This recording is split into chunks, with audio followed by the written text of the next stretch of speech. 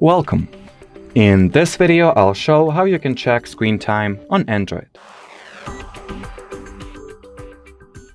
So, in the beginning, you will need to launch your device's settings.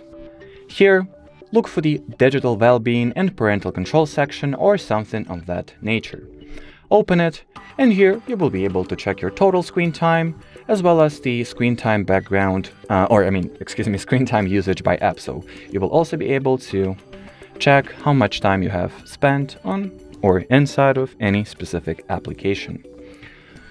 Now it is possible that by default this section will be switched off for you, so before it can actually start gathering the statistics and, well, showing it to you, it might need some setup. So make sure to enable it, make sure that it tracks your screen time, and that's exactly how you see your screen time usage on an Android device. So, should you have any further questions, leave them in the comment section below.